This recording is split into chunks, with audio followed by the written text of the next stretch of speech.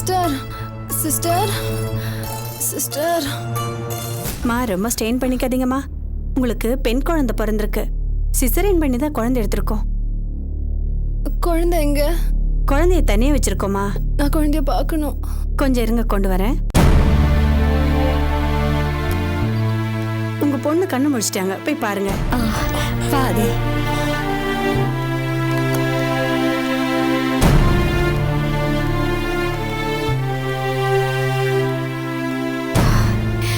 அம்மாடி. அனு, உடம்பு எப்படிமா இருக்கு? ரொம்ப வலிக்குதா? அனு, ரொம்ப சந்தோஷமா இருக்கு. ஒரு பெண் குழந்தை பெத்து கொடுத்துருக்கேன். டேய், வீட்டுக்கு ஒரு மகாலட்சுமி பெத்து கொடுத்துருக்கான்னு சொல்றா.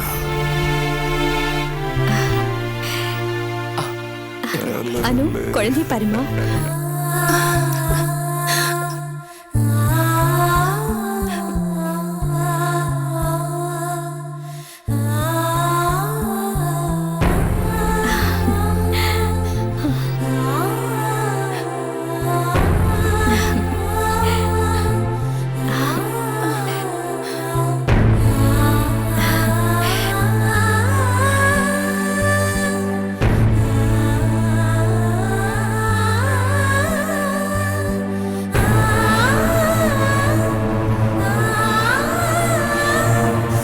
அம்மா, அவர் எங்க?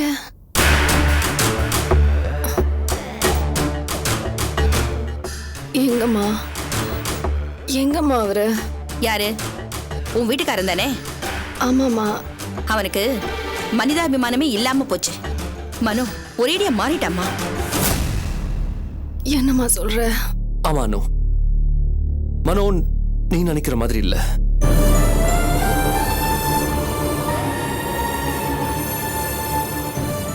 என்னம்மா, ஏதாவது பிரச்சனையா? கொஞ்சம் விவரமா சொல்லு. உன்னையும் குழந்தையும் ஆபரேஷன் தியேட்டருக்கு வெளியில எப்படா பாப்போன்னு தவியாத்த வச்சிட்டு இருந்தோம். சிசேரியன் முடிஞ்சு குழந்தைய கொண்டு வந்து காட்டினாங்க.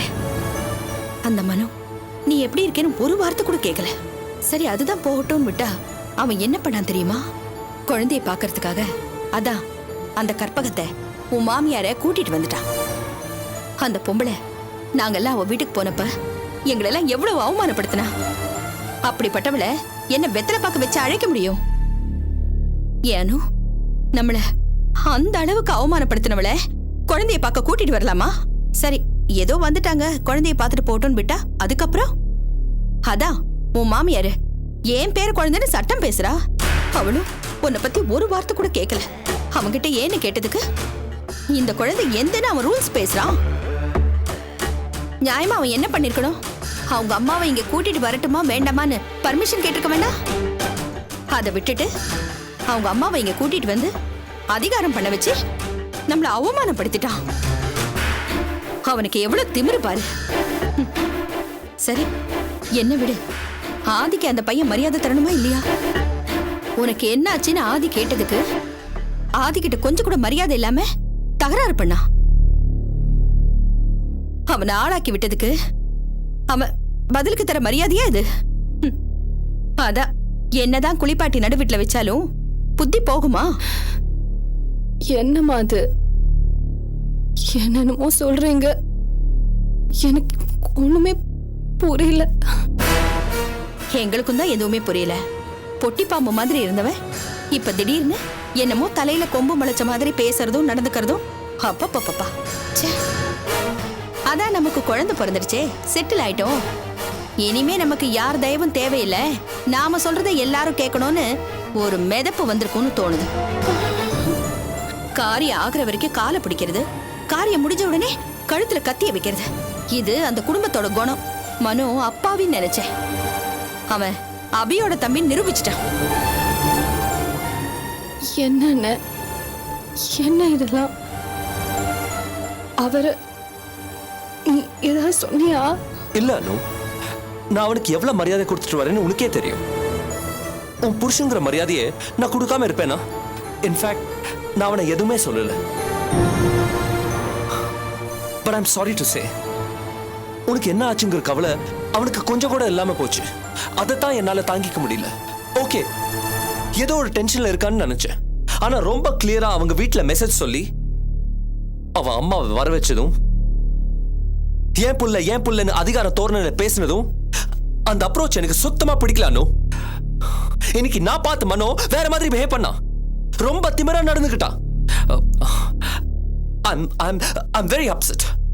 அனு, நான் அவனுக்கு எவ்வளவு செஞ்சேன், அதெல்லாம் எதுக்கு? அவன் உன்னை நல்லபடியா வச்சு காப்பாத்தணும் தானே. ஆனா அவன் உன் மேல கொஞ்சம் கூட அக்கறை இல்லாம இருக்கிறப்போ எனக்கு கோபம் வந்ததுல தப்பே இல்லையே.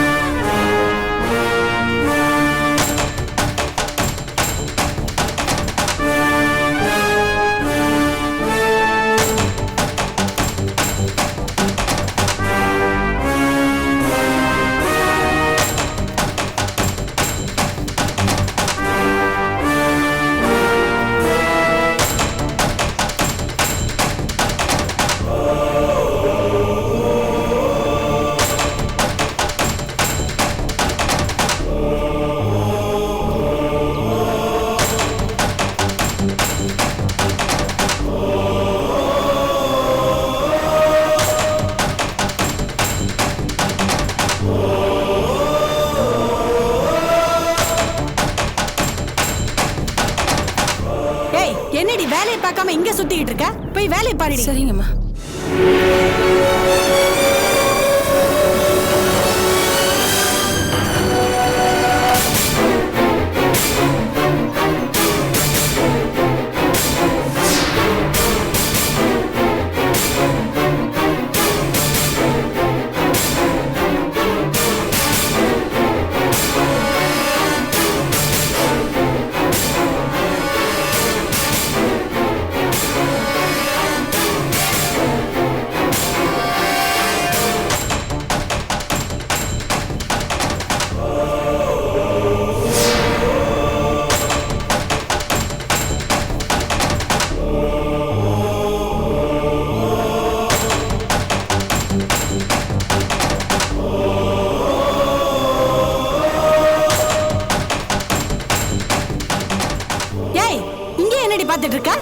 அந்த பக்கம் இது என்ன மிருக காட்சி சாலை நினைச்சியா? இங்க பெருக்கலான்னு அந்த பக்கமே வேலை பாருடி, பாடி.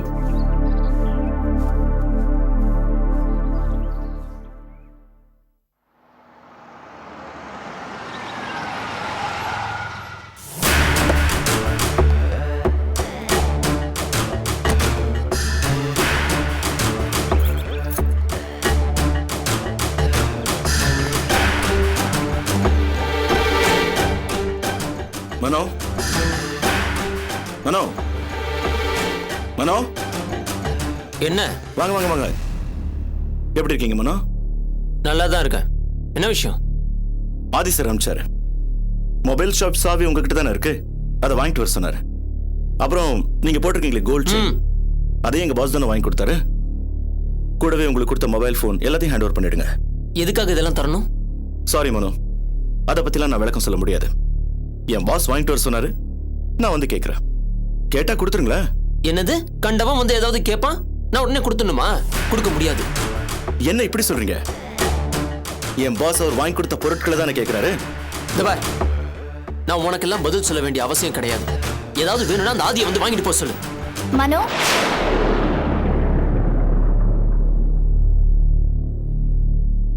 இவர் இங்க வந்து என்ன கேட்டுட்டு இருக்காரு? கடைசாவி, நான் போட்டிருக்கிற செயின், என்னோட மொபைல் எல்லாத்தையும் கேட்கிறாரு.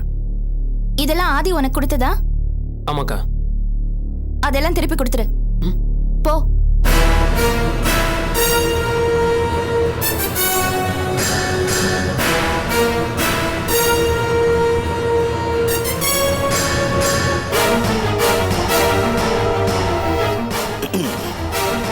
என்ன மேடம், இப்போ அது என் பாச பத்தி புரிஞ்சிருப்பீங்கன்னு நினைக்கிறேன். எப்படி பிரிச்சார் பாத்தீங்களா கணவனையும் மனைவியும்? இது பாருங்க, வந்த வேலையை மட்டும் பார்த்துட்டு போயிட்டே இருங்க. அதை விட்டுட்டு தேவையில்லாமலாம் பேசக்கூடாது. ஏன் பேசுறதுக்கு உங்களுக்கு மட்டும்தான் உரிமை இருக்குன்னு நினைச்சீங்களா? நான் எப்பவுமே செருப்பை வாசல்ல தான் விட்டுட்டு வருவேன்.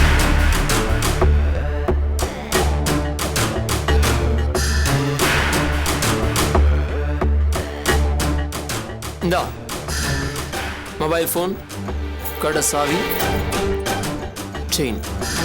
குட். மிஸ்டர் மனோ, நான் அப்பவே சொன்னல, எப்பவுமே அடுத்தவங்க பொருளுக்கு ஆசைப்படக்கூடாது. தேங்க்யூ. வரட்டா? பாய்.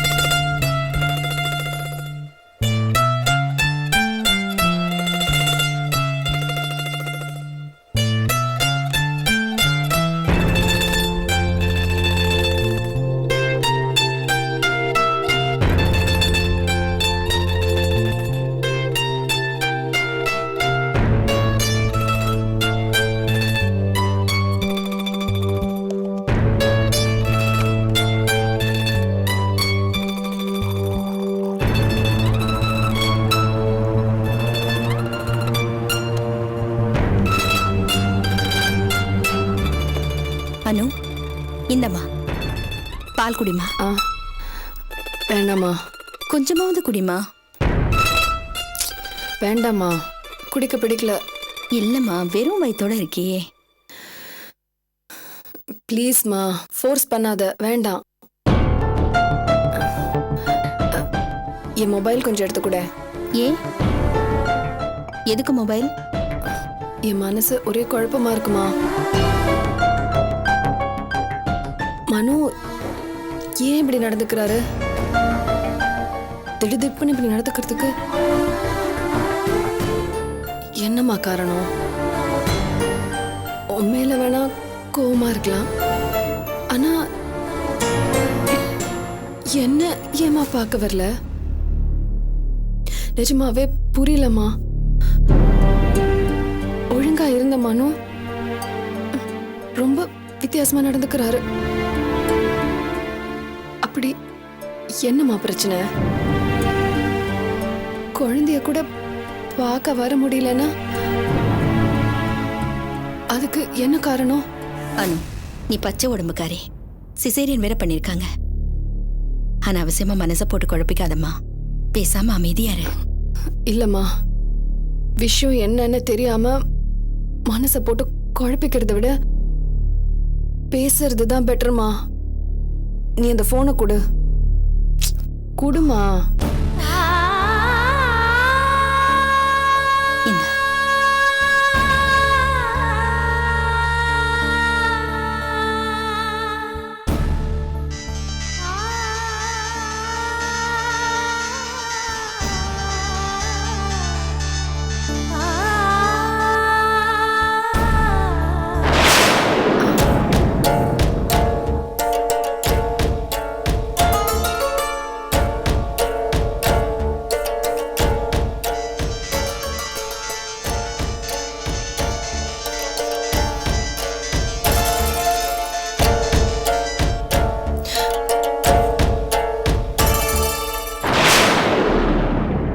என்னாச்சுமா? போனை கட் பண்றாரு. திமிர பாத்தியா அவனுக்கு?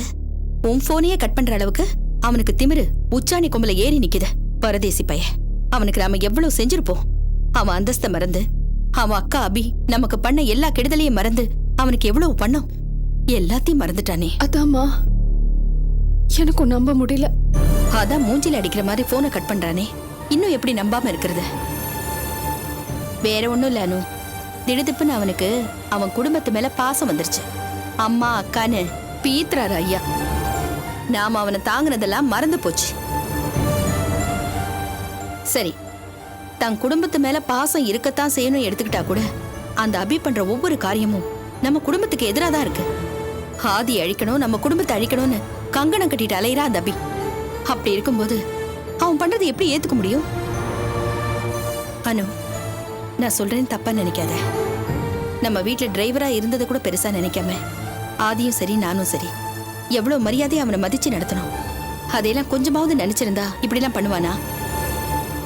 அவங்க வீட்டுல அந்த மனோவை ஒரு வேலைக்கார மாதிரி தான் அபி வச்சிருந்தா.